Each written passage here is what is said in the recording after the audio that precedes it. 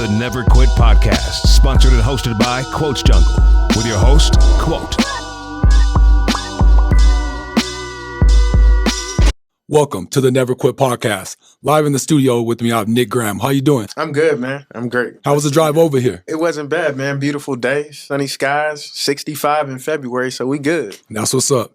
Do me a favor. For those who can't see you, because this is a video and audio podcast, why don't you describe yourself and the perception you want them to see you as when they're listening? Yeah, just, I think that the motivation, like when you break down the core of what I do, whether it's basketball, whether it's in life, whether it's writing books, whether it's greeting somebody at the coffee shop, is just I want to see everybody win. I think one of the dopest things about life is learning yourself. And, I think as I learn myself, I just realized that we're all different. And sometimes you think everybody thinks like you, but I was like, man, I really want to see everybody win. And unfortunately, everybody's not built like that. To the point where I watch movies with happy endings because I love, I just want to see everybody win. It doesn't sit well with me, whether it's a movie, but obviously in real life when I see somebody fall short of what they desire and what they're capable of. So, I think that would be a great place to start as we navigate through this conversation, is somebody that just wants to see you win, whoever's listening, whoever's watching, somebody that whatever I can do to support another person to help them win and reach their goals. Where does that mentality come from? Have you always thought that way? Yeah, that's what I'm saying. As I kind of, obviously being a writer, I think that for me, I just always love to peel the layers of the onion back. I'm always asking why. Sometimes I'm the guy that in the friend group that gets on people's nerves because I'm always asking, well, why did you think that? Why did you do that? And they think a lot of times people that don't know me well maybe think I'm being disrespectful, but I'm really trying to learn, but I do that with myself. And I've always been that way. I don't know what it is. I love that about myself, but I've always been that way. I think that we were all born with a purpose. And we all have certain gifts, and we were given those gifts so we could win at whatever races that we run while we're going through this life experience. That being the case, I've recognized that seeing somebody win has nothing to do with me and my race. I've never understood people, and I deal with a lot of those people that feel like me winning has something to do with them. I believe differently. I believe that, if I see you winning, if I surround myself with winners, that winning essence is going to kind of affect me. So I always want to be around people that are winning, and understanding that somebody running their race and winning their race has nothing to do to deter me from me winning my race. In fact, it's going to inspire me because I can take attributes with you as an amazing, physical fitness instructor, as an amazing videographer, and I can take those attributes and apply them to my race. Kobe Bryant said the best advice he's ever gotten was from Michael Jackson, singer. Kobe, there's two different things, but Michael Jackson said, when you get around great people, steal from them. Study the great people and steal from them. So, great people, winning people, like whatever they do, you can take that and apply it to your race, even if it's not the same. Who is Nick Graham if I removed basketball from you and your history of life with basketball? Who are you as the man right now? Yeah, I think that's, like I said, a great place to start. Somebody that wants to see somebody win. Somebody that, I like to think of myself as a hope coach. So just somebody that's always hopeful, and I try to inject other people, with that. I'm a people person. I love, one of the reasons I love basketball, like you said, if you strip basketball, like at the core, what does it do? What is it that I love about basketball? The skill, the game, but teamwork, being a part of a team, being a part of something that's bigger than me. Those are all things that I enjoy doing and have a passion for, and just pursuing greatness, just living life or doing whatever it is that you do with a spirit of excellence. I don't care if it's basketball training. I don't care. I used to throw Super Bowl parties for my friends back in the day, and they still talk about them, but that's just who I am. Like, I don't care if I'm throwing a Super Bowl party, writing a book, or doing a basketball camp. I'm going to make sure that when my name's attached to it, there's going to be a standard of excellence as well. What's the most delusional thing that you've ever told yourself? Delusional? Yes. Probably that I could write a book. You know what I mean? I think that's funny that that you say that. I love that question. You know, I speak all the time to people, and I tell myself this all the time. You know, we lie to ourselves all the time, right? So if we lie to ourselves, let's empower ourselves to tell good lies. If I'm going to tell myself a lie, the same way you could lie to yourself and say you can't lose that weight is the same way you could say I can lose that weight. So what if I tell myself I can write a book? What if I tell myself that, you know, I can start a training business? I told myself that lie, and it was delusional at the time. I did it when I started A&A here, Attitude and Altitude, and I wanted to coach in college, but I felt like I could impact more athletes by being a trainer. And so at this time, being a basketball trainer, it wasn't a deal. It wasn't a thing. People weren't doing that. So I dropped everything and I did it. You know, I committed full time to doing it. And people told me I was crazy. And half the time I thought I was crazy. And so at the time, maybe it was a lie, but I believed that lie, and that lie eventually became my truth. Same thing with writing a book. Didn't know anything about writing a book. My eighth grade teacher told me of all the subjects, my eighth grade teacher told me that I wasn't college material. And here I am 2 books later. So those are probably the 2 most delusional things that I've told myself. And, you know, it's crazy because now they're not delusional. When you hear fear, what comes to your mind? Fear is real. You know, I have fear all the time. I think that a lot of why I've been able to be so successful in helping the people that I have is because I've been vulnerable to acknowledge the things that scare me. Like I have fear right now. You know, I think that if you're living life, I start my book and I say, if you're not living life ambitiously enough to be an underdog, are you really living? I went to a church service in California, and this guy said, be dareful. His sweatshirt said, be dareful, not be careful. You know what I'm saying? So living life in a dareful way. So, you know, it's you know, fear is real, fear is normal, fear is natural, you know, but just being able to cope with it, being able to deal with it, being able to go on anyhow, I think is the key. That's what's up. Would you say, are you living or are you surviving? Yeah. Right now, I feel like I'm probably surviving so I can live. You know, I think that life comes in waves, right? And sometimes you do just have to survive. Like to me, like being a competitor, a basketball competitor, right, or coach, whatever, player.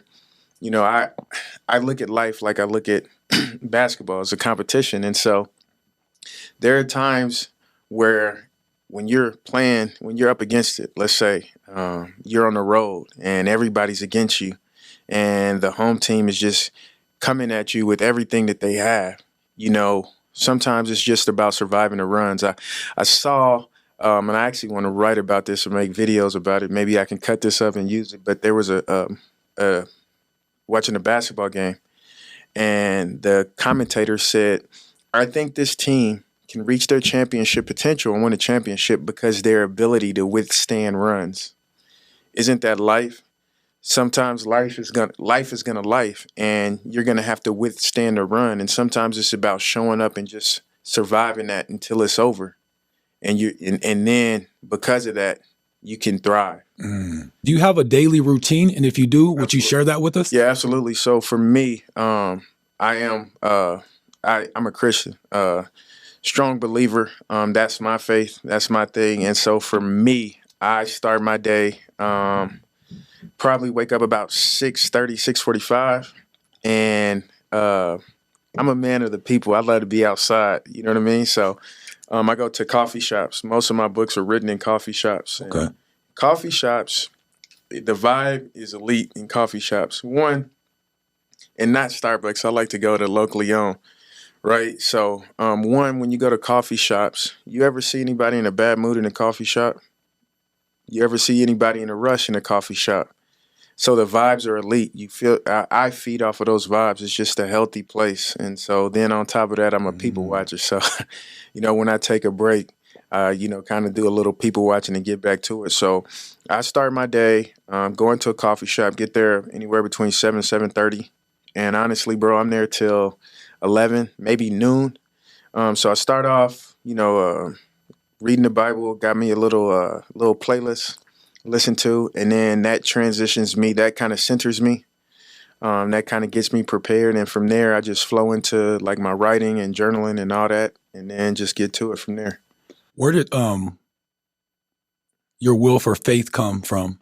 Where did that start? Was it a childhood thing? Was it an adult thing? Yeah. A little of both. And actually, I take that back. That's how I start. I don't take it back, but to add to that, like then working out, I'd be remiss, the physical fitness. So for me, going back to my routine, that's how I start. And then from there, like I got to work out and then start doing basketball stuff, stuff to promote my books, stuff to promote, like getting in the studio, all about that. And then evenings are like basketball training, either basketball training or watching games.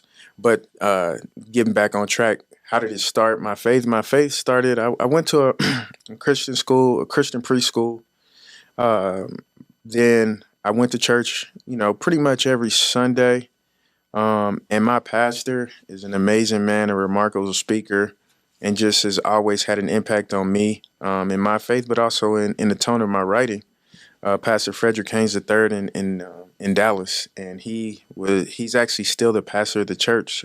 And so, but once that's how it started, and then, in the faith space, people say you never know God is all you need until He's all you have. And so it's ironic that I wrote my first book, God in Basketball, right? It's a book of basketball-themed devotionals because that's how I met God. And I think a lot of times people of faith, that's where they encounter God in a personal way. Because people of faith, their faith becomes real. They take ownership. It becomes personal. It becomes very relational when you hit forks in a road. Because you're looking for stability. You're looking for something you can count on. You're looking for consistency. You're looking for a source of hope that's unwavering. Like during those times, like we said, when you feel like you're just trying to survive the storm, sometimes for me as a person of faith, it has to be bigger than me because there are times where I do have that fear. There are times where I do have that doubt, and it's my faith that centers me. So being an athlete, see, for a lot of athletes, basketball or football, whatever that sport is the most important thing in your life. And not only that, it's done in a public space. So the thing about high level, when you talk about playing in college, the ups and downs, they love you one day, they're canceling you the next day. Your coach your coach loves you one day, next day he's ready to find your replacement, and so you're searching for something. One day, you guys beat the best team in the conference, a nationally ranked team. The next day, you lose to the last team. So you're searching for some foundation, and that's what happened to me. Like a lot of athletes, I felt very lonely. I felt like I didn't have an identity because I wasn't playing much. I felt embarrassed. Felt like nobody cared, nobody supported me. And in that space, that's where I got to develop a relationship with God in a relational way. And it's forever changed my life and been the foundation for me to always have hope and just keep going no matter what. Let's talk about the term "stare at what you want to become" and where that comes from. Yeah. So that's in my newest book, Underdog. There it is. Yeah. So there's this thing called the windshield phenomenon. Daniel Coyle, I think I'm saying his name right, wrote a book called The Talent Code. And man, I read this book over 10 years ago. And then he came out with another book, The Little Book of Talent, to go along with that. But in both books, he talks about, he went to talent hotbeds all over the world. And he was in search of, is talent something you're born with or is it more cultivated? And surprise to him, he felt like talent, can be cultivated to a certain extent. Obviously, if you 5'2" and have no athletic ability at all, you're not going to be the next LeBron James. Or if you don't have any rhythm at all and you can't sing at all, you're not going to be, the next big music star. But let's just say you have some sort of talent. He discovered that talent actually can be cultivated if you're intentional about the environment. That being the case, he realized what he calls the windshield phenomenon. Stare at what you want to become. There is a golfer, Sairi Pak. She was the first golfer of her nationality in the LPGA. Before that, there was none. After that, there's been tons because all these little girls looked at her, and all they needed was one person, to say like, man, if she can do it, so can I.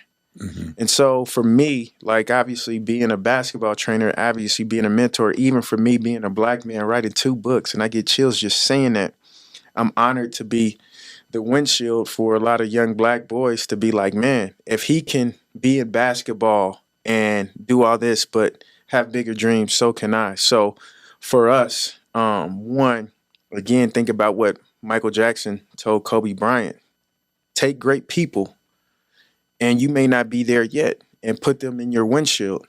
And eventually, if you stare at them intently enough, you'll eventually become that in which you stare at. And so for us, whether you're a parent, whether you're a coach, whether you're a mentor, it's so important that we care enough about the young people that we're influenced over to, one, be in that windshield as a positive light, but be intentional about putting other good people in their windshield, or other talented people in their windshield. So you're author of 2 books. Yeah. I don't want to stress the older one too much because we want to concentrate on the new one. For sure. But tell me the difference between the books, if you can. Yeah, no doubt. So, I mean, the simple one is they both come from the same source in terms of encouraging people, instilling people with hope, to give them endurance, to fill their hope tank up, to keep going and just stay grounded and stay centered.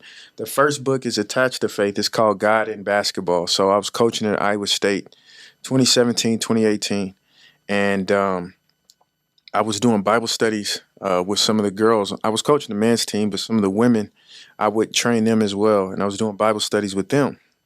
And so I started writing out these devotionals or these Bible studies for them to do. And I was obviously like using basketball for them to be able to, correlate and understand the context that we were pulling from the Bible. And just, their feedback inspired me to write it. So they were like, oh, I can read this. I understand this. Like, I didn't really understand what the Bible was saying, but I understand because you use something that you're speaking my language, so to speak. And so like, I was like, really?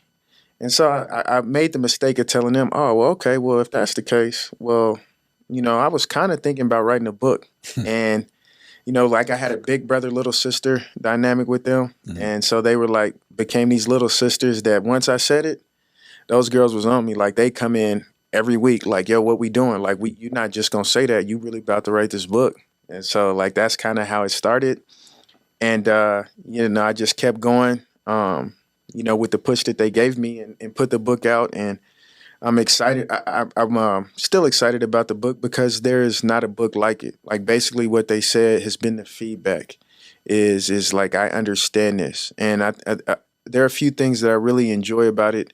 One, the feedback that I've been given is, it relates to me. It speaks to me. But I felt like a lot of the feedback I've gotten from people that are new to faith or maybe even don't have faith that have, opened themselves up to read it, felt very accepted, felt very comforted, felt like it was written in a way where they could understand it and feel met where they're at as opposed to being judged. So really excited about it.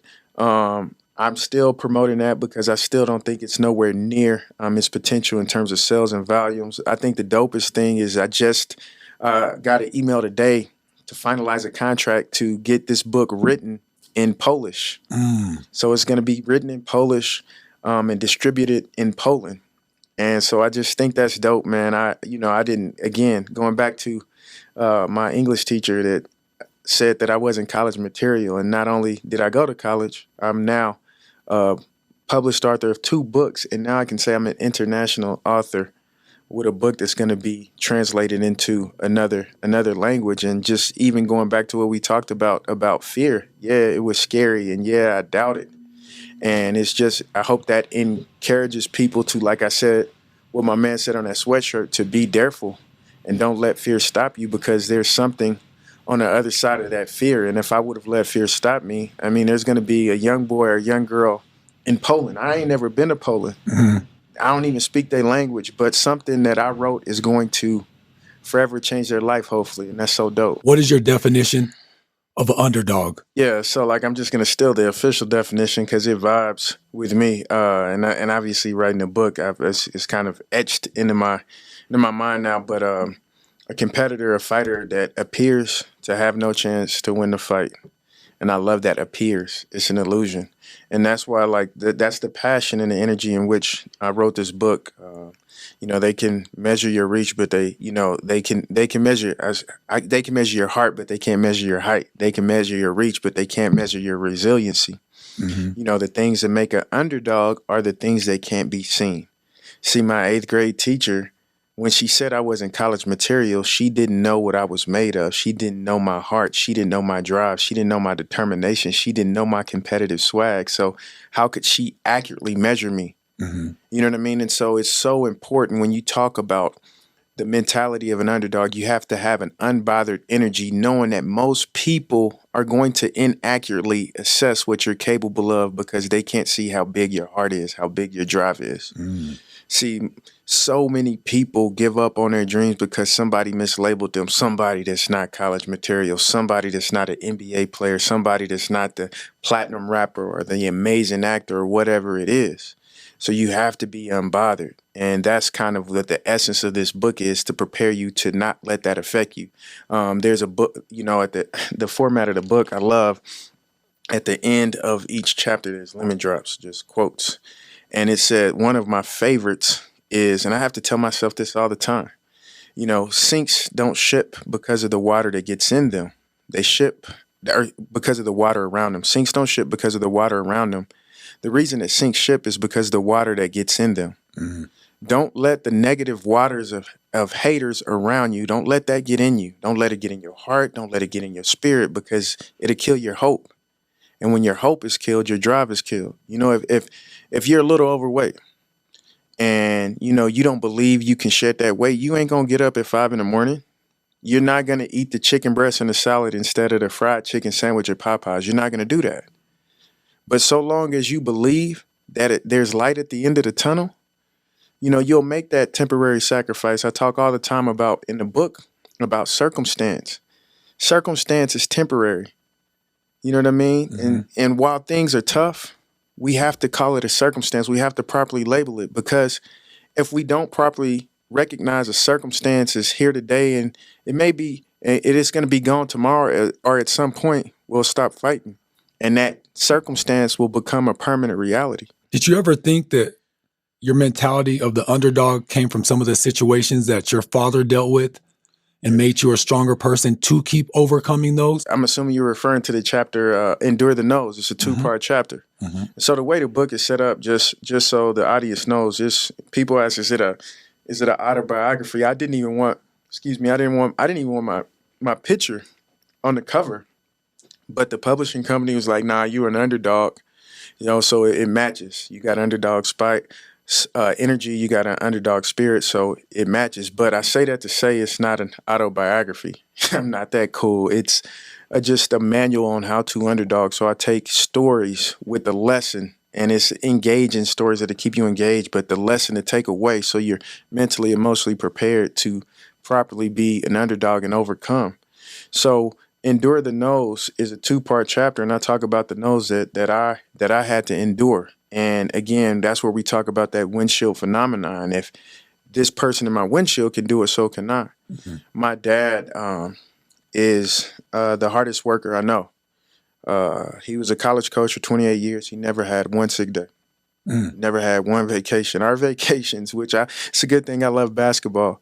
Our vacations, we would go to Disneyland or Disney World in Orlando, because that's when the AAU national tournament was. Oh, okay. So, because he was recruiting, and okay. I should have known I was a basketball head, because I'd be like, nah, y'all go to Disney World. I'm gonna go to this gym all day. But he was regarded as somebody that was going to be a head coach one day, and he did all the right things. But see, when he was a college coach, he started his career in 1982. Mm-hmm. And back then, you could count the amount of black head coaches on one hand, maybe John Thompson, John Chaney, Nolan Richardson, maybe a few more. And then to make it a step further, take it a step further, how hard it was to be a black college coach then. I coached in Iowa State in 2017. When I coached at Iowa State in 2017, there was four of us, four men of color, four black men on the staff. When my dad was coaching, that was unheard of. There was one black coach on the staff, and he was like, and his job was hard because he was in charge of dealing with all the black athletes. What color are most of the players? Black. So you got to think about the stress on him and the stress on his family. My dad, in a lot of ways, my dad was an absentee dad because he had to be so present with work. Because he's the only black coach on staff. When the black mama wanted to talk to somebody of one of the players, who was she going to talk to? When the high school coach of the player had a problem, who was he going to call? When he was recruiting, because the majority of the players that he was recruiting was black, who was doing all of that?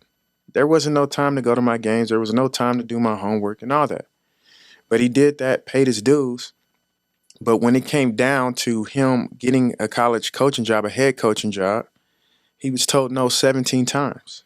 And that's why the chapter is called Enduring the No's. And what I want the audience to understand is when you are an underdog and people don't want to see you win for whatever reason, you're going to have to not only endure a high volume of no's, but they're going to be unfair, they're going to be unjust, and they're going to be gut-wrenching. I saw my dad. My dad is a tough SOB. I saw somebody two guys try to rob my dad at gunpoint, put a shotgun in his back right in front of me. And I saw this crazy dude turn around, cuss him out, say, "I ain't giving you a damn thing." And they ran off. That's how tough he is. That same dude that was that tough, I think the toughest thing that he's done is his emotional toughness. I talk about emotional toughness in the book a lot, right? He got told no. I remember the toughest no's he got in his journey of being a head coach. One, he's at Wichita State University, and he interviewed great. He's a great interviewer, obviously, great recruiter. You know what I'm saying? He can talk. And there was a black alumni taking him back to the airport who was on the selection committee. He was an All-American football player there, a legend. He started crying, just started weeping. And he's like, "You know you deserve that job." My dad's like, "Yeah," he said, "but they ain't gonna give it to you, bro." And like rubbed his skin like that, that's why. And they just sat in the car and wept. I saw my dad get home, cry, but he went to work the next day and the next day. And if that wasn't even worse, the next one was even worse. South Alabama, the athletic director told him yes. So he finally got his yes. He interviewed, he's like, "I got my head coach. Let's go introduce you to the president." On the way there, he calls my mom. My mom drops the phone crying. We got the job. My dad calls back 20 minutes later, says he didn't get it. He says he overheard the athletic director tell the president, and the president said, "Wait, Graham, it's a black boy, isn't it? It's Alabama. We can't hire somebody black." Again, kept fighting, and as fate would have it, he finally got his yes at Washington State University. So you're absolutely right to see somebody go through that. And I just want anybody to read this book. Yeah, it's not fair. Yeah, it's hard. Yeah, it sucks. But we can't stop fighting. Whether it's my dad, whether it's, they say Sly Stallone was told no for Rocky over 1,000 times. Walt Disney was told Mickey Mouse was not going to work over 300 times. The Colonel Sanders, the person who invented the original recipe chicken is like, "Nah, this chicken's nasty," over 700 times. And I just think, like, could you imagine having that much conviction in your dream, whatever it is, for somebody, and not just somebody, these are experts in that field saying, "Nah, bro, that ain't gonna work," and you keep showing up. But again, let's go back to that windshield phenomenon. If they can do it, so can we. Like Nipsey said, the difference between me and a lot of other people is I just didn't quit. A lot of people want the secret sauce. Like, how did you make it? They think it's, some book they read or, something, what? Nah, bro, I just didn't quit. So I need an exclusive from you. I'm going to put you on the spot. All right. Give me a story that didn't make the underdog cut. I think they all did. I'm sure I have underdog stories that I didn't write about, but every story Wait, I think there. Wait, no, it's one. I think there's one. Yeah. Hold on, it's coming back to me. So there was a story of of this kid that um he had he went to college. He got a college scholarship. Kid, he lives in here in Denver, and he didn't get the. He got sent home. Mm. I don't know. He got into it with the coach. I don't know whose fault it was, but he got sent home. So he gets sent home, and now he's trying to figure his life out. And he says, like, I'm trying to help him. I'm trying to help him on the court, but obviously help him develop the mental and emotional toughness that we're talking about. And so I remember took him out to eat. He looks at me and he's like, and he wants me so bad to be like, yes, but I couldn't say yes. He said, do you think that I'll get another chance, another opportunity to play in college? And I was like, bro, I don't know. I really don't know. I said, but what I do know is that if you don't do everything that you can and you do get an opportunity and you're not prepared, you'll never forgive yourself. So I just gave him these scenarios. I was like, would you rather have the opportunity come and not be prepared? I said, there's like three versions of yourself. One is, you arrogantly think you're going to get more than one opportunity, so you half-heartedly prepare. And so then you blow the first opportunity and think the second opportunity is going to come, and it never comes. You'll never forgive yourself for that. You know what I'm saying? The other one, which happens a lot, and that's what we talk about in During the Nose, is you get so discouraged that you think it's not worth fighting for because you think that opportunity is never going to come. And all of a sudden, that opportunity comes. I talk in the book on a different story or a different chapter where, see, opportunities are senseless.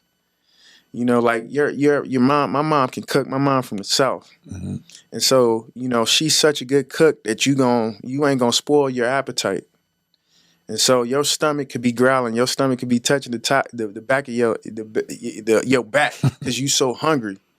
But you walk in that house and you smell them greens, you smell them yams, and you smell that chicken, and like, I can endure the wait because I can smell what's about to come. I can smell the feast that I'm about to eat. Well, what happens when you can't smell? What happens when you can't sense, right? Because that's what happens with opportunity. If I talked to a kid and I was like, if you knew for sure that you was going to get a Division I scholarship or a college coach was going to come watch you play in 2 weeks, like, what would your work ethic be like?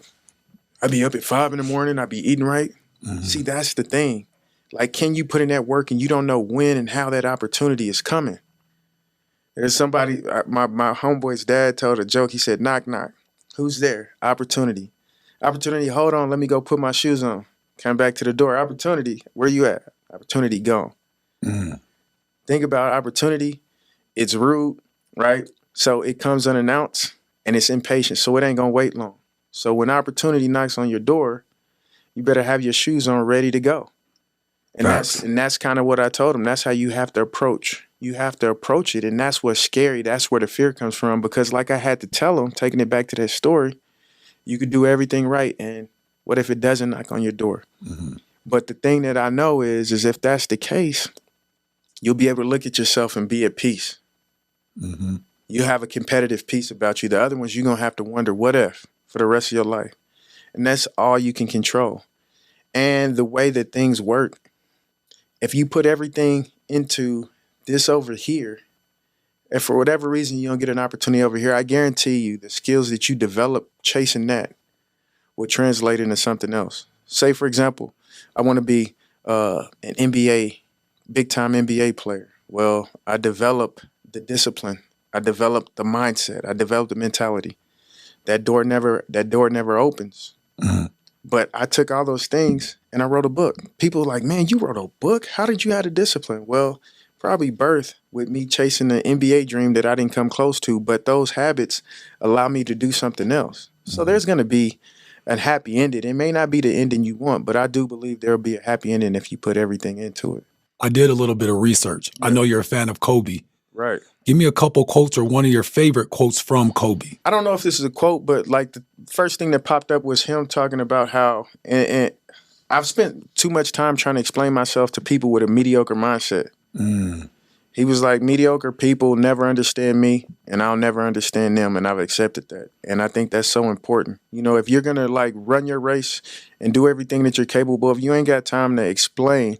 Or I say in the book, I said, you know, there's certain fights you're going to have to fight to win your underdog battle. There has to be a discernment to know which fights aren't worth fighting. Explaining yourself to people that Rick Ross says in the song with Drake, he says, I understand they'll never understand me. Explaining yourself to somebody that's never going to never understand what you're trying to do is just a waste of time. So when you have an excellent standard for your life, you must so too accept the agreement that there's not a lot of people that pursue excellence, that understand excellence. So you just got to keep going on anyhow. I think for me, my favorite Kobe story, I did something to celebrate his life and legacy. I wrote a 5-day Mamba mentality devotional, but just to think about his courage to fail. So Kobe airballed 5 times in his first playoff series as a rookie. The deciding game, he airballed 5 times. 5 times. And they lost. And I don't think the symmetry, 5 airballs, 5 rings later. I don't think he gets those 5 rings if he doesn't have the courage. Like, think about that. To fail as a 17-year-old and an NBA 18-year-old, airball, who gonna keep shooting after 1 airball? Who gonna keep shooting after 2? What about 5? And so, like, we all talk about the Mamba mentality. That's the genesis of it. If you want whatever your 5 NBA championship ring moment to be, are you willing to have the courage to fail big and fail publicly? That was on a big stage. You know what I mean? Like, there's a mindset coach, she says, you have to be willing to suck at something before you're ever great at it. That's just the rules. That's just the way it is. Clearly, I've done a lot of research, and I know that you're a hip-hop head and you love R&B. Oh, for sure. So I'm about to switch it up on you a little bit. So you get 3 songs that play in your head for the rest of your life. Ooh. Only you get to hear them. Okay? So I'm going to give you 3 scenarios. The first one is, what is a song that's going to play in your head when you get upset? When I get upset, I probably have to go to my, I probably have to go gospel, Christian hip-hop with that one. I'll probably go to Corn Hawthorne. She goes crazy, but she has a song with it's called Unstoppable. Okay. And then it's like the remixes with Yellow Beezy. I'm from Dallas, so Yellow Beezy is on that. So I'll probably go with that because that get me going. That get me out of my head. So what is a song that you hear when you're happy? I mean, it's so many. Like I'm a playlist hoarder. So like I got the ultimate R&B playlist, but it got like 400 songs. So it's hard for me to break it down. When I'm happy, I'll probably go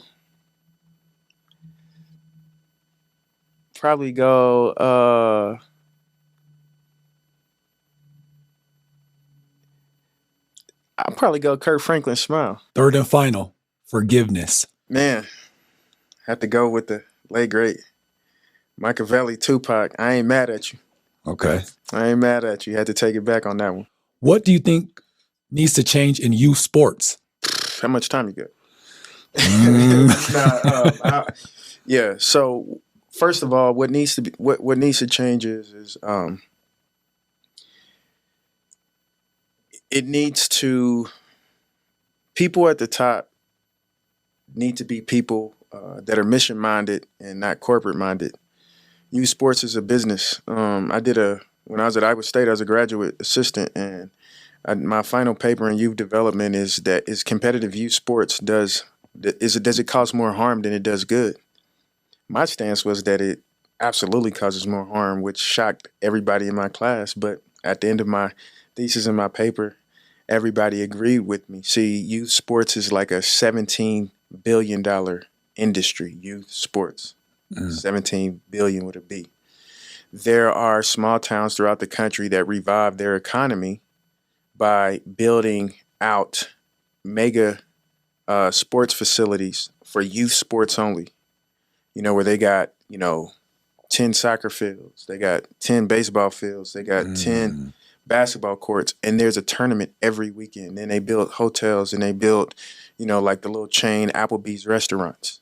Now their economy is booming every weekend. So these are the people that are kind of like making everything go. From there, the more facilities there are, the more tournaments there are. The more tournaments there are, the more teams that can play in these tournaments. So now that trickles down, right? So you got to think about this impacts everybody in every way. So when think about the quality of officiating, the more tournaments there are, it ain't like good officials grow on trees. You know what I'm saying? So now there's not as many officials. So now you just go get anybody to officiate. Somebody get hurt, whatever it is. You know what I'm saying? So now there's more tournaments. There's more tournaments. The more tournaments there are, the more teams. More teams, the more opportunity for some scumbag that don't care about these kids, and there's a lot of them. Let me start a team and tell these parents, hey, let's travel, let's travel, let's travel, let's travel. What are we traveling for? Like, if I believe this, you travel competitive basketball, let's say, for two reasons. To get exposed because you're trying to earn a scholarship, right? Or you just dominating everybody in your city. If you can't dominate everybody in Denver, why are you flying to Cleveland? Why are you flying to Florida? You could just stay right here. Because what happens is and then like when you talk about the other part, earning a scholarship, if I'm not ready to earn a scholarship, why am I going out there? Why am I going out there? Because when you say yes to something, you're saying no to something else. So if I'm not in a place to earn a scholarship and get exposed, every time that I fly out, I'm saying no to training. I'm saying no to the weights. I'm saying no to to going and getting up 1,000 shots on the gun. I'm saying no to training and all these things. I'm not saying you shouldn't play, but there has to be a balance. But the decision makers are people that have nothing. They don't even understand what it takes to develop a basketball player. It's just business. And the business model is so effective because we take uneducated parents because they don't know any better. And we just convince them this is what everybody does. And so, like, I think that to start there, I think that educating parents, that's, like why I asked how much time you got, because, even something like this, educating parents, empowering parents to make the right decision, and then creating things. A lot of, like right now, I have a lot of parents, they're stressing out because they know that club basketball as it is toxic. They know that they're not getting what they need, but what's the alternative? So we need to create alternatives. And if we really care about these kids, we got to get the egos out of it. We got to get the people that don't care. We got to get the money-minded people out of it. That doesn't mean you can't make money. I've made money. I've made good money training. But I made a commitment to myself, which I think everybody in youth sports, I'm never going to let the money supersede my calling, supersede me helping somebody. I'm never going to do that. And unfortunately, that's the norm. And I could sit up here and feel good about who I am, but this ain't about me. Like, what breaks my heart is that should be the norm. When you hear the term never quit, what comes to your mind? Just that, never quit, just show up. And that, Martin Luther King's quote, I used that quote after the first chapter, if you can't walk, if you can't run and walk, if you can't walk, then crawl. There'll be some days where, you might just not have it like you normally do, but just take a step. The journey of 1,000 miles starts with a single step. So never quitting is like, no matter, like making a declaration to yourself, no matter how hard it is, no matter what comes my way, I'm going to take a step today. You're a very talented man.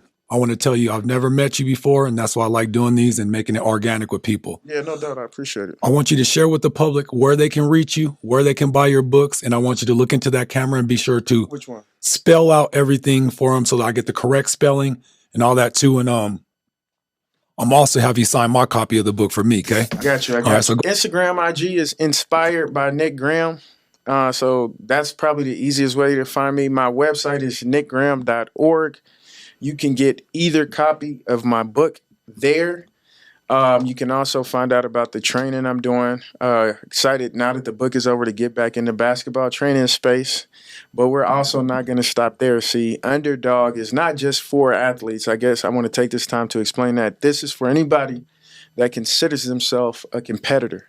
Again, like I said at the beginning of the book, if you're not living ambitiously enough to be an underdog, I don't think you're really living. So those of us that are really living, I think this book will benefit you in whatever your life pursuits are. So you can get that book on the website. And when you buy off of my website, that helps me because Amazon be taxing. Amazon or Barnes & Noble, Walmart, Books A Million, you can get it those places you can get online. How about this? I found out today, like they're selling my book in Taiwan. So if you in Taiwan, you can cop a copy of the book. But if you get it from me, I make more money. But if you get it from me, I'll also autograph the book and give you a sticker to put on your computer or water bottle and all that. And you can, like I said, you can also find out about my training there. But I'm really excited because Underdog is all about the mental. We all say that competition, sports, whatever, is 80% mental, 20% physical. So on that website, pretty soon, me and my team, we're putting together online perspective coaching to support competitors. So all that information will be on there. And then whatever I can do just to encourage or help, I try to put inspirational content out. But if it's anything that's more personal, man, I always answer that stuff in my DM. So reach out to me, whatever I can do to support you, because I know it's hard. When you commit to being an underdog and overcoming those obstacles, man, you need all the support you can get. And I would love to be your teammate. I think that being your best self is a team sport, and I love being a teammate. I didn't even mean for that to flow like that. But it did, though. Yeah. So. I appreciate your time. This has been another episode of the Never Quit Podcast, and here with Nick Graham, sponsored and hosted by Coach Jungle and Body Armor. Peace. The Never Quit Podcast, sponsored and hosted by Quotes Jungle, with your host, Quote.